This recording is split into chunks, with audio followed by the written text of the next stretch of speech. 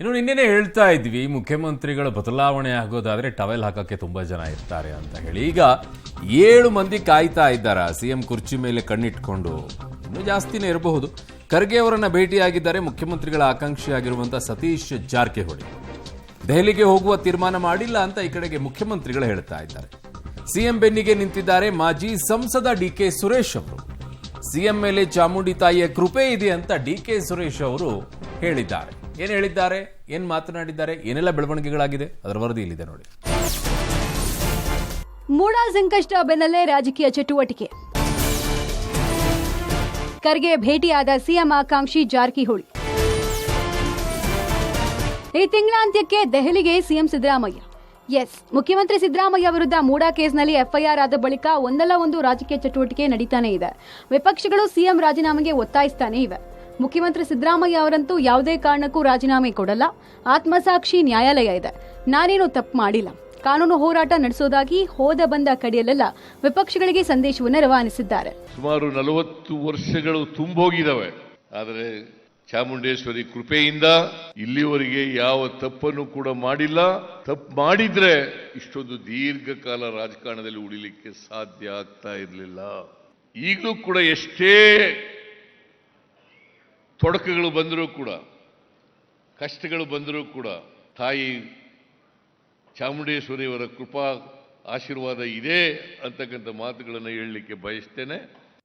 ಚಾಮುಂಡೇಶ್ವರಿ ತಾಯಿಯ ಆಶೀರ್ವಾದ ಇರೋವರಿಗೆ ನಾನು ಈ ಜನರ ಸೇವೆಯನ್ನು ಮಾಡ್ತಕ್ಕಂಥ ಕೆಲಸವನ್ನು, ನಮ್ಮ ಸರ್ಕಾರ ಜನರ ಸೇವೆಯನ್ನು ಮಾಡ್ತಕ್ಕಂಥ ಕೆಲಸವನ್ನು ನಾವು ಮುಂದುವರಿಸ್ತೇವೆ ಅಂತಕ್ಕಂಥ ಮಾತುಗಳನ್ನು ಹೇಳಿ, ಚಾಮುಂಡೇಶ್ವರಿ ತಾಯಿ ನಮ್ಮೆಲ್ಲರಿಗೂ ಕೂಡ ಆ ಶಕ್ತಿಯನ್ನು ಕೊಡಲಿ. ನಾವು ಆತ್ಮಸಾಕ್ಷಿಗೆ ಅನುಗುಣವಾಗಿ ನಡ್ಕೊಳ್ತಕ್ಕಂಥ ಪ್ರಯತ್ನವನ್ನು ಮಾಡ್ತಾ ಇದ್ದೀವಿ. ಅದಕ್ಕೆ ಮಹಾತ್ಮ ಗಾಂಧೀಜಿ ಜಯಂತಿ, ಆ ಜಯಂತಿ ದಿನ ಹೇಳಿದೆ ನಾನು, ಈ ಆತ್ಮಸಾಕ್ಷಿ ನ್ಯಾಯಾಲಯ ಇದೆಯಲ್ಲ, ಇವು ಎಲ್ಲ ನ್ಯಾಯಾಲಯಗಳಿಗಿಂತ ಮಿಗಿಲಾದದು ಅಂತಕ್ಕಂಥ ಮಾತುಗಳನ್ನು ಮಹಾತ್ಮ ಗಾಂಧೀಜಿ, ರಾಷ್ಟ್ರಪಿತ ಮಹಾತ್ಮ ಗಾಂಧೀಜಿ ಹೇಳಿರ್ತಕ್ಕಂಥ ಮಾತು. ಅದನ್ನು ಹೇಳಿದೆ ನಾನು. ಆತ್ಮಸಾಕ್ಷಿಗೆ ಅನುಗುಣವಾಗಿ ಮಾಡಿದ್ದೇನೆ ಅಂತಕ್ಕಂಥ ವಿಶ್ವಾಸ, ದೃಢನಂಬಿಕೆ, ಸತ್ಯಕ್ಕೆ ಯಾವಾಗಲೂ ಕೂಡ ಜಯ ಸಿಗ್ತದೆ ಅಂತಕ್ಕಂಥ ಮಾತುಗಳನ್ನು ಹೇಳಲಿಕ್ಕೆ ಬಯಸ್ತಾ ಇದ್ದೇನೆ. ಒಂದು ಕಡೆ ಮೂಡಾ ಪ್ರಕರಣದಲ್ಲಿ ಸಿಎಂ ಸಿದ್ದರಾಮಯ್ಯ ರಾಜೀನಾಮೆಗೆ ಒತ್ತಾಯ ವ್ಯಕ್ತ ಆಗ್ತಾ ಇರೋ ಹೊತ್ತಲ್ಲಿ ಎಐಸಿಸಿ ಅಧ್ಯಕ್ಷ ಮಲ್ಲಿಕಾರ್ಜುನ್ ಖರ್ಗೆ ಅವರನ್ನ ಲೋಕೋಪಯೋಗಿ ಸಚಿವ ಸತೀಶ್ ಜಾರಕಿಹೊಳಿ ಭೇಟಿಯಾಗಿ ಮಾತುಕತೆ ನಡೆಸಿದ್ದಾರೆ. ದಲಿತ ಸಚಿವರೊಂದಿಗೆ ಸಭೆ ನಡೆಸಿದ ಬೆನ್ನಲ್ಲೇ ಜಾರಕಿಹೊಳಿ ಖರ್ಗೆ ಭೇಟಿ ಮಹತ್ವವನ್ನು ಪಡ್ಕೊಂಡಿದೆ. ಮೂಡಾ ಕೇಸ್ನಲ್ಲಿ ಪ್ರತಿ ಹಂತದಲ್ಲೂ ಸಿಎಂ ಬೆನ್ನಿಗೆ ಪ್ರತಿ ಹಂತದಲ್ಲೂ ನಿಲ್ತೇವೆ ಅಂದಿರುವ ಸತೀಶ್ ಜಾರಕಿಹೊಳಿ, ಒಂದು ವೇಳೆ ಸಿಎಂ ಬದಲಾಗುವ ಸ್ಥಿತಿ ಬಂದ್ರೆ ದಲಿತರಿಗೆ ಆದ್ಯತೆ ಕೊಡಬೇಕು ಎಂಬ ಪ್ರಸ್ತಾಪ ಮುಂದಿಟ್ಟಿದ್ದಾರೆ ಎನ್ನಲಾಗಿದೆ. ಸಿದ್ದರಾಮಯ್ಯ ಟೀಮ್ನಿಂದ ಪ್ಲಾನ್ ಬಿ ರೆಡಿಯಾಗಿದೆ. ಅದೇನಂತ ನೋಡೋಣ. ಪವರ್ ಶೇರಿಂಗ್ ಫಿಕ್ಸ್ ಆದ್ರೆ ಸಿಎಂ ಆಯ್ಕೆಗೆ ನಾವೇ ನಿರ್ಣಾಯಕ ಆಗಬೇಕು. ಹೇಗಾದ್ರೂ ದಲಿತರಿಗೆ ಸಿಎಂ ಸ್ಥಾನ ಸಿಗಬೇಕು. ಹೈಕಮಾಂಡ್ ಅಂಗಳಕ್ಕೆ ಹೋದ್ರೆ ಶಕ್ತಿಯನ್ನ ಪ್ರದರ್ಶಿಸಬೇಕು. ಪ್ಲಾನ್ ಬಿಯಲ್ಲಿ ದಲಿತರಿಗೆ ಸ್ಥಾನ ಸಿಗಬೇಕು. ಈ ತಂತ್ರಗಾರಿಕೆಯಲ್ಲಿ ಸಿಎಂ ಆಪ್ತೇಷ್ಟರು ತೊಡಗಿದ್ದಾರೆ. ಮೈಸೂರಿನ ಮೂಡಾ ಪ್ರಕರಣ ತೀವ್ರ ಸ್ವರೂಪವನ್ನು ಪಡೆದುಕೊಳ್ತಾ ಇದೆ. ಒಂದು ಕಡೆ ಬಿಜೆಪಿ ಮತ್ತೆ ಜೆಡಿಎಸ್ ಜಂಟಿ ಹೋರಾಟವನ್ನು ರೂಪಿಸುವ ಮೂಲಕ ಮುಖ್ಯಮಂತ್ರಿ ಸಿದ್ದರಾಮಯ್ಯ ರಾಜೀನಾಮೆಯನ್ನು ಕೊಡಬೇಕು ಅಂತ ಒತ್ತಾಯಿಸ್ತಾ ಇದ್ದಾವೆ. ಮತ್ತೊಂದು ಕಡೆ ಸಿಎಂ ಸಿದ್ದರಾಮಯ್ಯ ಬೆನ್ನಿಗೆ ನಿಂತಿರುವ ಸಚಿವರು ಪ್ಲಾನ್ ಬಿ ಅನ್ನು ಕೂಡ ಸಿದ್ಧ ಮಾಡ್ಕೊಳ್ತಾ ಇದ್ದಾರೆ. ಪ್ಲಾನ್ ಎ ಕಡೆಯ ಹಂತದವರೆಗೂ ಕೂಡ ಸಿದ್ದರಾಮಯ್ಯ ಅವರ ಬೆಂಬಲಕ್ಕೆ ನಿಲ್ಲುವಂಥದ್ದು ಮತ್ತೆ ಅವರನ್ನ ಸಮರ್ಥಿಸಿಕೊಳ್ಳುವಂಥದ್ದು. ಪ್ಲಾನ್ ಬಿ, ಒಂದು ವೇಳೆ ಸಿದ್ದರಾಮಯ್ಯ ರಾಜೀನಾಮೆ ಕೊಡುವಂತ ಸನ್ನಿವೇಶ ಒದಗಿ ಬಂದ್ರೆ ಮುಂದಿನ ಮುಖ್ಯಮಂತ್ರಿ ದಲಿತ ನಾಯಕರಾಗಿರಬೇಕು ಅನ್ನುವಂಥ ನಿಟ್ಟಿನಲ್ಲಿ ಪ್ಲಾನ್ ಅನ್ನು ತಯಾರಿ ಮಾಡಿಕೊಳ್ತಾ ಇದ್ದಾರೆ. ಈ ನಿಟ್ಟಿನಲ್ಲಿ ಹಿರಿಯ ಸಚಿವರಾಗಿರುವಂತಹ ಸತೀಶ್ ಜಾರಕಿಹೊಳಿ ಮಲ್ಲಿಕಾರ್ಜುನ್ ಖರ್ಗೆ ಅವರನ್ನ ಭೇಟಿಯಾಗಿ ಇದಕ್ಕೆ ಸಂಬಂಧಪಟ್ಟಂತೆ ಚರ್ಚೆಯನ್ನು ಕೂಡ ನಡೆಸಿದ್ದಾರೆ. ಒಂದು ವೇಳೆ ಇಂತಹ ಪರಿಸ್ಥಿತಿ ನಿರ್ಮಾಣ ಆದರೆ, ರಾಜಕೀಯ ಸಂದಿಗ್ಧ ಪರಿಸ್ಥಿತಿಗಳು ಬಂದ್ರೆ ದಲಿತ ನಾಯಕರನ್ನ ಮುಖ್ಯಮಂತ್ರಿ ಮಾಡಬೇಕು ಅನ್ನುವಂಥ ನಿಟ್ಟಿನಲ್ಲಿ ಆಗ್ರಹಿಸಿದ್ದಾರೆ. ಖರ್ಗೆ ಅವ್ರು ನಮ್ಮ ವರಿಷ್ಠರು, ಅವ್ರು ಭೇಟಿಯಾಗಲೇಬೇಕು. ಹೋದಾಗ ಭಾಳ ದಿವಸ ಭೇಟಿಯಾಗಿರಕ್ಕೆಲ್ಲ ಆಗಿದ್ದೀವಿ. ಸೊ ಅಷ್ಟೇ, ಅದೇನೇ ಭೇಟಿ ಸಹಜ ಭೇಟಿ ಅಷ್ಟೇ. ಅಂಥದ್ದು ಯಾವುದೋ ಲಕ್ಷಣಗಳು ಕಾಣ್ತಾ ಇಲ್ಲ, ಹೇಳಿದ್ರಲ್ಲ ಅಂಥ ಲಕ್ಷಣ ಇಲ್ಲ. ಸೊ ಹೊಸ ರಾಜಕೀಯ ಸಂಚಲನ ಆಗಲಿ, ಹೊಸ ರಾಜಕೀಯ ಬೆಳವಣಿಗೆ ನಮ್ಮ ರಾಜ್ಯದಲ್ಲಿ ನಡೆಯುವಂಥ ಲಕ್ಷಣಗಳು ನಮಗೇನು ಕಂಡು ಬರ್ತಾ ಇಲ್ಲ. ಖರ್ಗೆ ಅವರು ಏನಾಗಿದ್ದರು? AICC president. ಇವರು ಏನಾಗಿದ್ದರು? ಮತ್ತು ಮಿನಿಸ್ಟ್ರು ಎಐಸಿಸಿ ಪ್ರೆಸಿಡೆಂಟ್ ಜೊತೆ ಭೇಟಿ ಮಾಡಿದ್ರೆ ಅದಕ್ಕೊಂದು ಅರ್ಥ ಕಲ್ಪಿಸೋದೇನು? ಅದಕ್ಕೆ ಒಂದು ಇಂಟರ್ಪ್ರಿಟೇಷನ್, ನಿಮ್ಮದೇ ಆದಂಥ ಒಂದು ಇಂಟರ್ಪ್ರಿಟೇಷನ್ ಮಾಡಿದ್ರೆ ಏನಪ್ಪ? ನೋಡ್ರಿ, ಈ ಊಹಾ ವಾರ್ತೆ ಇದೆಯಲ್ಲ, ಇದು ಬಿಡಬೇಕು. ನೀವು ಊಹೆ ಮಾಡ್ಕೊಂಡು ಯಾವಾಗಲೂ ಕೆಟ್ಟದೇ ಯೋಚನೆ ಮಾಡೋದು, ಒಳ್ಳೇದು ಯಾಕೆ ಯೋಚನೆ ಮಾಡಲ್ಲ? ಸಿಎಂ ಬೆನ್ನಿಗೆ ನಿಂತ ಡಿಕೆ ಸುರೇಶ್. ಸಿಎಂ ಮೇಲೆ ಚಾಮುಂಡಿ ಕೃಪೆ ಇದೆ, ಎಲ್ಲಾ ಸಮಸ್ಯೆ ಬಗೆಹರಿಯುವ ವಿಶ್ವಾಸ.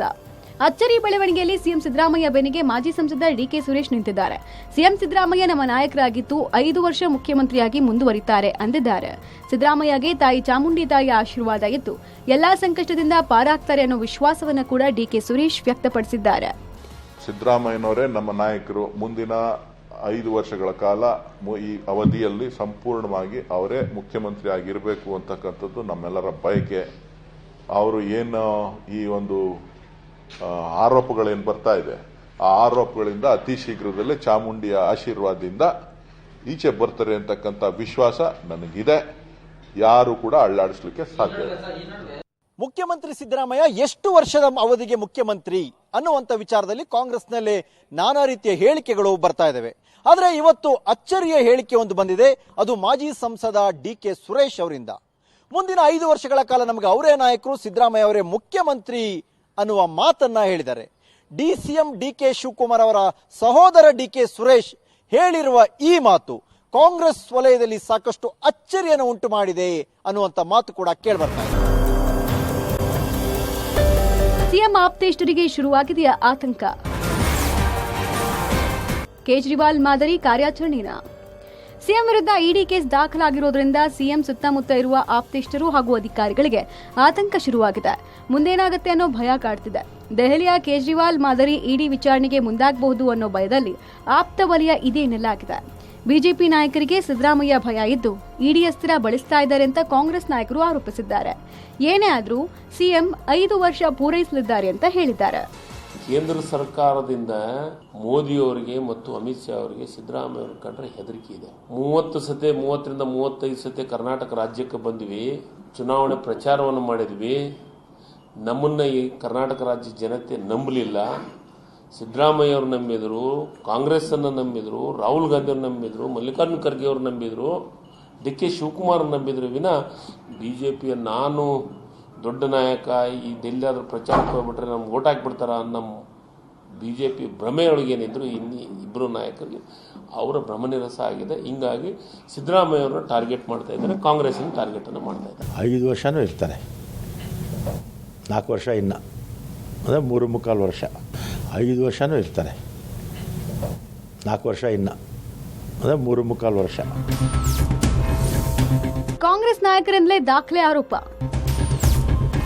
ಸಿಎಂ ಕುರ್ಚಿ ಮೇಲೆ ಕಣ್ಣಿಟ್ಟಿದ್ದಾರೆ 7 ಮಂದಿ.